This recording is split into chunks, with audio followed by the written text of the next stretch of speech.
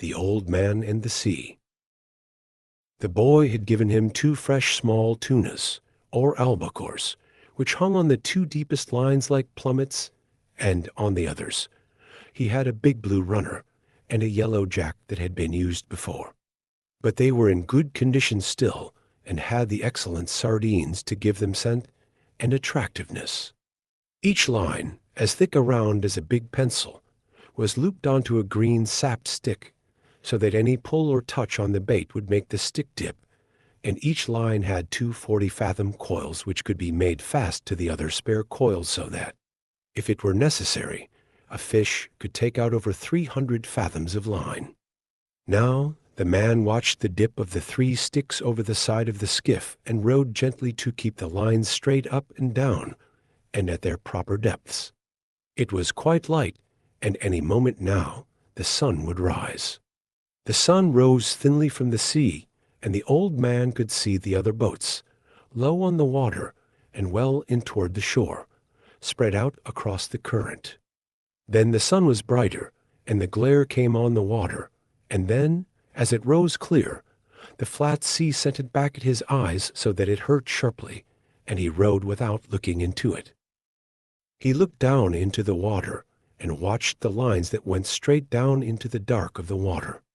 He kept them straighter than anyone did, so that at each level in the darkness of the stream there would be a bait waiting exactly where he wished it to be for any fish that swam there.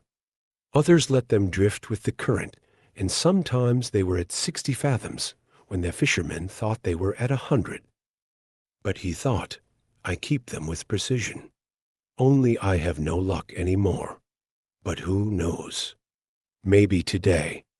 Every day is a new day. It is better to be lucky, but I would rather be exact. Then when luck comes you are ready.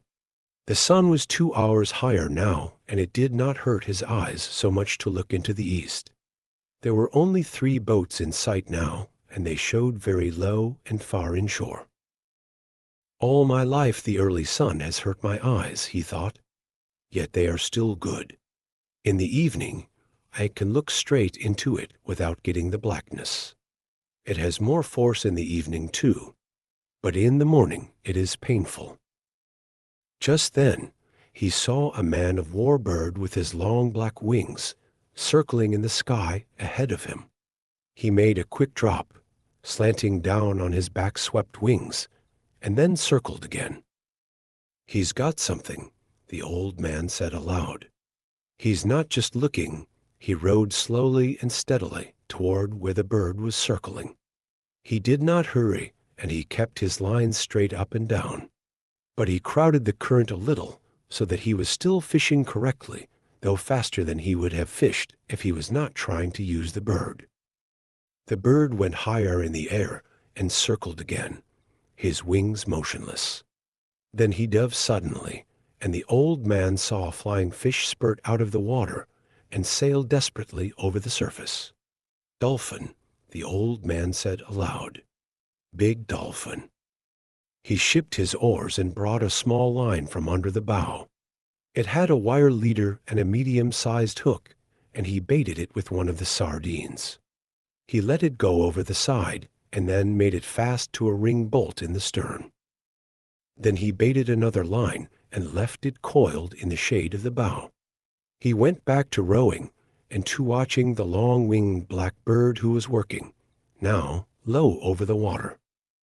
As he watched, the bird dipped again, slanting his wings for the dive, and then swinging them wildly and ineffectually as he followed the flying fish. The old man could see the slight bulge in the water that the big dolphin raised as they followed the escaping fish. The dolphin were cutting through the water below the flight of the fish and would be in the water, driving at speed when the fish dropped. It is a big school of dolphin, he thought. They are widespread, and the flying fish have little chance. The bird has no chance. The flying fish are too big for him, and they go too fast. He watched the flying fish burst out again and the ineffectual movements of the bird. That school has gotten away from me, he thought. They are moving out too fast and too far. But perhaps I will pick up a stray and perhaps my big fish is around them. My big fish must be somewhere." The clouds over the land now rose like mountains, and the coast was only a long green line with the gray-blue hills behind it. The water was a dark blue now, so dark that it was almost purple. As he looked down into it, he saw the red sifting of the plankton in the dark water and the strange light the sun made now. He watched his lines to see them go straight down out of sight into the water, and he was happy to see so much plankton, because it meant fish. The strange light the sun made in the water, now that the sun was higher, meant good weather, and so did the shape of the clouds over the land. But the bird was almost out of sight now, and nothing showed on the surface of the water but some patches of yellow, sun-bleached sargasso weed, and the purple, formalized, iridescent gelatinous bladder of a Portuguese man-of-war floating dose beside the boat. It turned on its side and then righted itself. It floated cheerfully as a bubble with its long, deadly purple filaments trailing a yard behind it in the water. "Agua mala," the man said. "You whore." From where he swung lightly against his oars, he looked down into the water and saw the tiny fish that were colored like the trailing filaments and swam between them and under the small shade the bubble made as it drifted. They were immune to its poison. But men were not, and when same of the filaments would catch on a line and rest there slimy and purple while the old man was working a fish. He would have welts and sores on his arms and hands of the sort that poison ivy or poison oak can give. But these poisonings from the agua mala came quickly and struck like a whiplash. The iridescent bubbles were beautiful, but they were the falsest thing in the sea, and the old man loved to see the big sea turtles eating them. The turtles saw them, approached them from the front, then shut their eyes so they were completely carapaced and ate them filaments and all. The old man loved to see the turtles eat them, and he loved to walk on them on the beach after a storm and hear them pop when he stepped on them with the horny soles of his feet. He loved green turtles and hawk bills with their elegance and speed and their great value, and he had a friendly contempt for the huge, stupid loggerheads, yellow in their armor plating, strange in their love-making, and happily eating the Portuguese men of war with their eyes shut. He had no mysticism about turtles, although he had gone in turtle boats for many years. He was sorry for them all, even the great trunk-backs that were as long as the skiff and weighed a ton. Most people are heartless about turtles because a turtle's heart will beat for hours after he has been cut up and butchered. But the old man thought, "I have such a heart too, and my feet and hands are like theirs." He ate the white eggs to give himself strength. He ate them all through May to be strong in September and October for the truly big fish. He also drank a cup of shark liver oil each day from the big drum in the shack where many of the fishermen kept their gear. It was there for all fishermen who wanted it. Most fishermen hated the taste, but it was no worse than getting up at the hours that they rose, and it was very good against all colds and grips, and it was good for the eyes. Now the old man looked up and saw that the bird was circling again. "He's found fish," he said aloud. No flying fish broke the surface, and there was no scattering of bait fish. But as the old man watched, a small tuna rose in the air, turned and dropped head first into the water.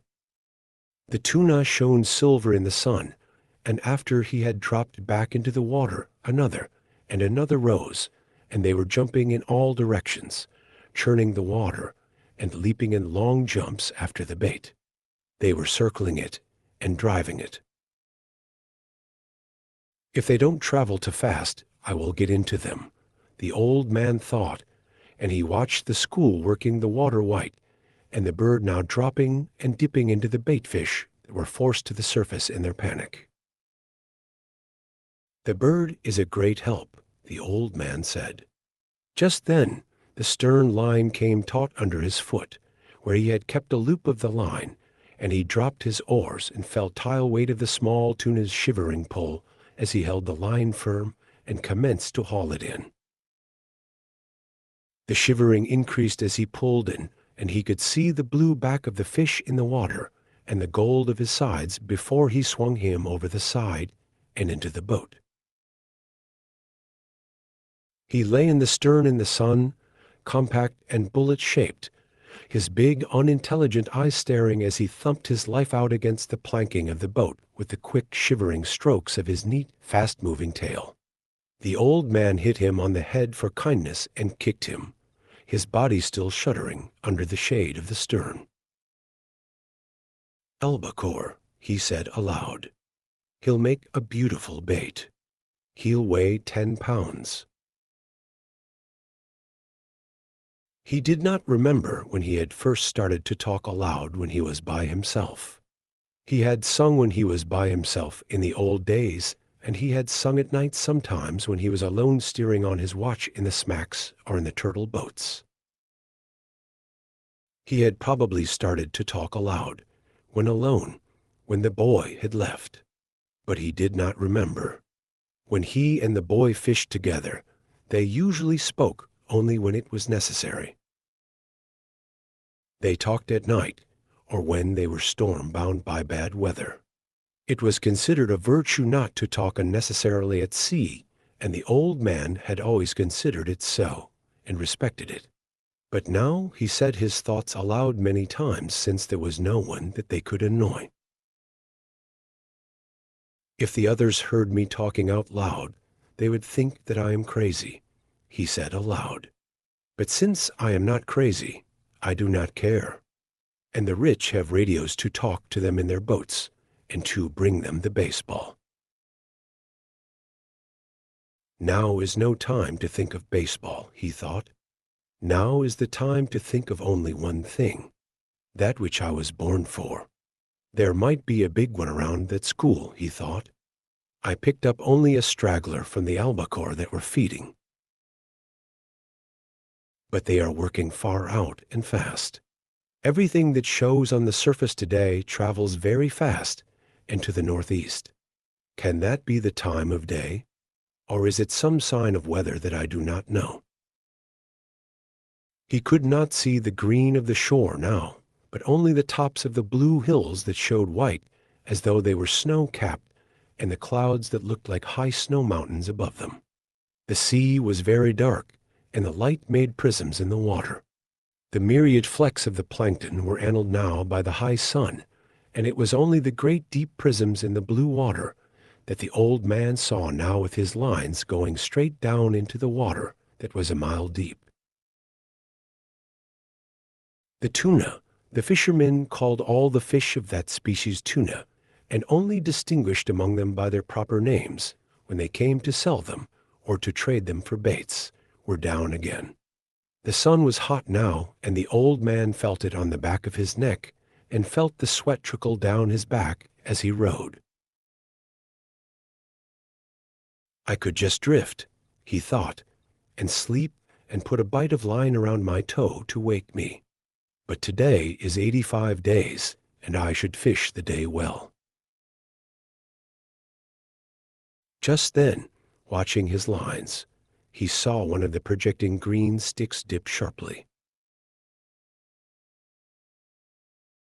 "Yes," he said.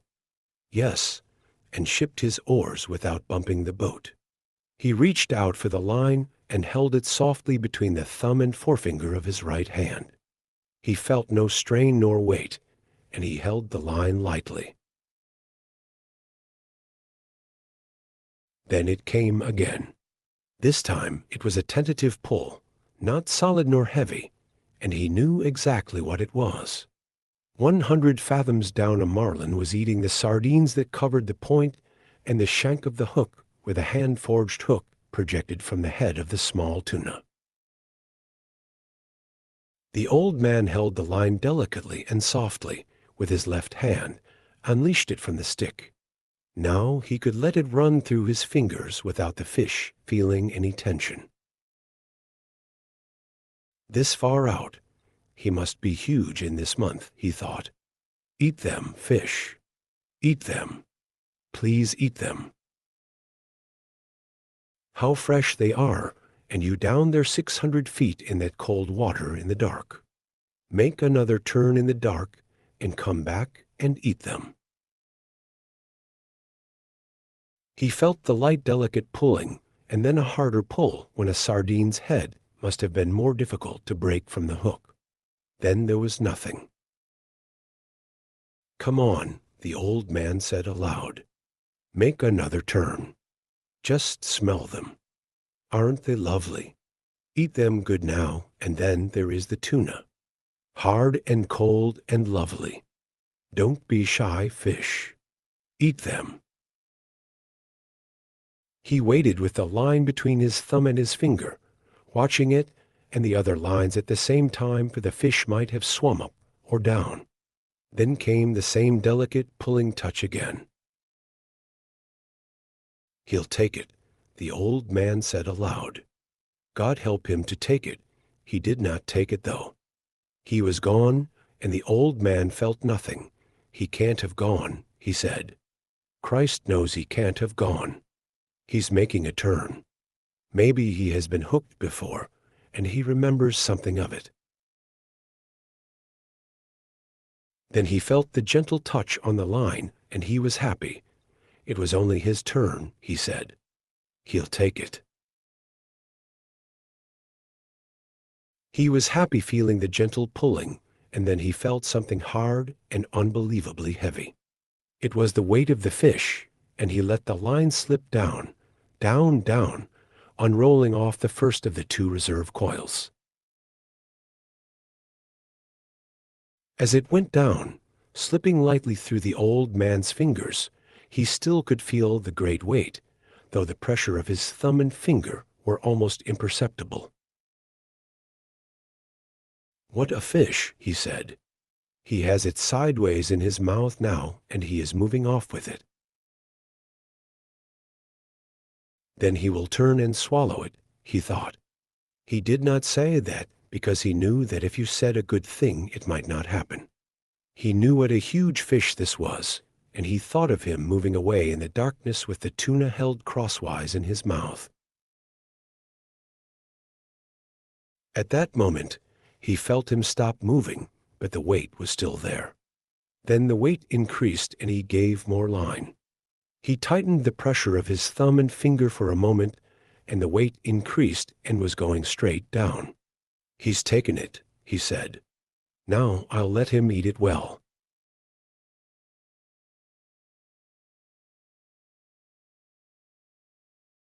He let the line slip through his fingers while he reached down with his left hand and made fast the free end of the 2 reserve coils to the loop of the 2 reserve coils of the next line.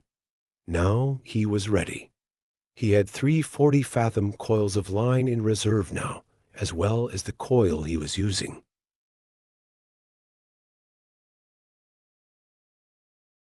Eat it a little more, he said. Eat it well. Eat it so that the point of the hook goes into your heart and kills you, he thought. Come up easy, and let me put the harpoon into you. All right. Are you ready? Have you been long enough at table? Now, he said aloud and struck hard with both hands, gained a yard of line, and then struck again and again, swinging with each arm alternately on the cord with all the strength of his arms and the pivoted weight of his body. Nothing happened.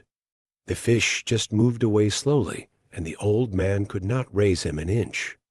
His line was strong and made for heavy fish, and he held it against his hack until it was so taut that beads of water were jumping from it. Then it began to make a slow hissing sound in the water, and he still held it, bracing himself against the thwart and leaning back against the pole. The boat began to move slowly off toward the northwest. The fish moved steadily, and they traveled slowly on the calm water. The other baits were still in the water, but there was nothing to be done. I wish I had the boy, the old man said aloud. I'm being towed by a fish, and I'm the towing bit. I could make the line fast, but then he could break it. I must hold him all I can and give him line when he must have it. Thank God he is traveling and not going down. What I will do if he decides to go down, I don't know. What I'll do if he sounds and dies, I don't know. But I'll do something. There are plenty of things I can do. He held the line against his back and watched it slant in the water and the skiff moving steadily to the northwest. This will kill him, the old man thought. He can't do this forever. But 4 hours later, the fish was still swimming steadily out to sea, towing the skiff, and the old man was still braced solidly with the line across his back. It was noon when I hooked him, he said, and I have never seen him.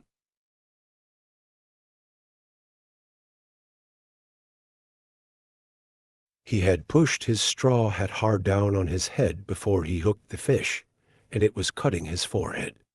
He was thirsty too, and he got down on his knees, and being careful not to jerk on the line, moved as far into the bow as he could get, and reached the water bottle with one hand. He opened it and drank a little. Then he rested against the bow. He rested sitting on the unstepped mast and sail, and tried not to think, but only to endure. Then he looked behind him and saw that no land was visible. That makes no difference, he thought. I can always come in on the glow from Havana. There are 2 more hours before the sun sets, and maybe he will come up before that.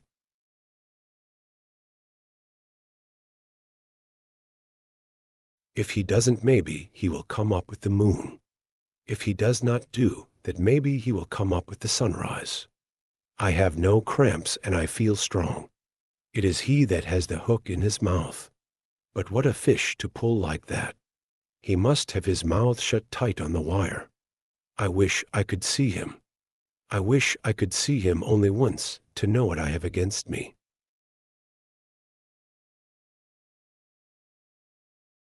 The fish never changed his course nor his direction all that night, as far as the man could tell from watching the stars. It was cold after the sun went down, and the old man's sweat dried cold on his back and his arms and his old legs. During the day, he had taken the sack that covered the bait box and spread it in the sun to dry. After the sun went down, he tied it around his neck so that it hung down over his back, and he cautiously worked it down under the line that was across his shoulders now. The sack cushioned the line, and he had found a way of leaning forward against the bow so that he was almost comfortable. The position actually was only somewhat less intolerable, but he thought of it as almost comfortable. I can do nothing with him, and he can do nothing with me, he thought. Not as long as he keeps this up. Once he stood up and urinated over the side of the skiff and looked at the stars and checked his course. The line showed like a phosphorescent streak in the water straight out from his shoulders. They were moving more slowly now, and the glow of Havana was not so strong, so that he knew the current must be carrying them to the eastward. If I lose the glare of Havana, we must be going more to the eastward, he thought. For if the fish's course held true, I must see it for many more hours.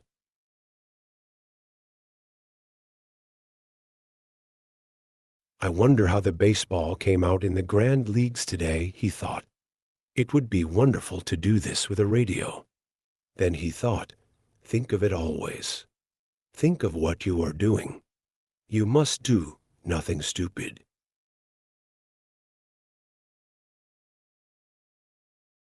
Then he said aloud, I wish I had the boy to help me and to see this.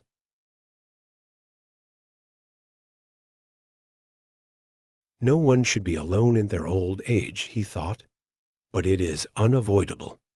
I must remember to eat the tuna before he spoils in order to keep strong.